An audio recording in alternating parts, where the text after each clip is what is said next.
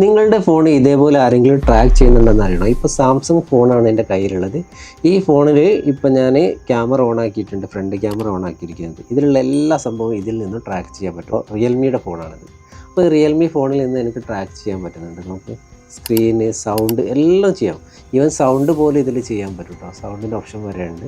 അപ്പോൾ നിങ്ങൾ കോൾ ചെയ്യുകയാണെങ്കിലും വാട്സപ്പ് ചെയ്യുകയാണെങ്കിലും ചാറ്റ് ചെയ്യുകയാണെങ്കിലും എല്ലാം നമുക്ക് ട്രാക്ക് ചെയ്യാൻ പറ്റും. അപ്പോൾ ഇതേപോലെ നിങ്ങളുടെ ഫോൺ ആരെങ്കിലും ട്രാക്ക് ചെയ്യുന്നുണ്ടെന്ന് അറിയണോ?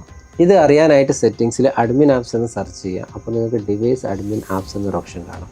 ഇത് ഓപ്പൺ ചെയ്ത് കഴിഞ്ഞാൽ നിങ്ങൾക്ക് അറിയാൻ പറ്റും ഏതൊക്കെ ആപ്സ് നിങ്ങൾ ട്രാക്ക് ചെയ്യുന്നുണ്ടെന്ന്. കൂടാതെ മറ്റാരെങ്കിലും ഏതെങ്കിലും ആപ്സ് ഉപയോഗിച്ചുകൊണ്ട് നിങ്ങളുടെ ഫോണിനെ ട്രാക്ക് ചെയ്യുന്നുണ്ടോ എന്നും ഇതിൽ നിന്ന് മനസ്സിലാക്കാം. ഇതിൽ ഫൈൻഡ് മൈ ഡിവൈസ് അല്ലാതെ മറ്റേതെങ്കിലും ആപ്പ് ഉണ്ട് എങ്കിൽ അത് അപ്പോൾ തന്നെ റിമൂവ് ചെയ്യണം. കാരണം ഇതിൽ കാണുന്ന എല്ലാ ആപ്സിനും നിങ്ങളുടെ ഡിവൈസിൻ്റെ അഡ്മിൻ ആക്സസ് ഉണ്ട്. അതുകൊണ്ട് തന്നെ നിങ്ങളുടെ ഡിവൈസിൻ്റെ എല്ലാ ആക്ടിവിറ്റീസും അവർക്ക് ട്രാക്ക് ചെയ്യാൻ പറ്റും. ഇത് ആൻഡ്രോയിഡിലും ഐഫോണിലും ചെയ്യാൻ പറ്റും. ഐഫോണിൽ എങ്ങനെയാണ് ഡിസേബിൾ ചെയ്യാന്നുള്ളത് അടുത്ത വീഡിയോയിൽ നമ്മൾ പറയുന്നതായിരിക്കും. അപ്പോൾ ഈ ഇൻഫർമേഷൻ നിങ്ങളുടെ വേണ്ടപ്പെട്ടവരിലേക്ക് മാക്സിമം ഷെയർ ചെയ്യുക, ഫോളോ ചെയ്യാൻ മറക്കാതിരിക്കുക.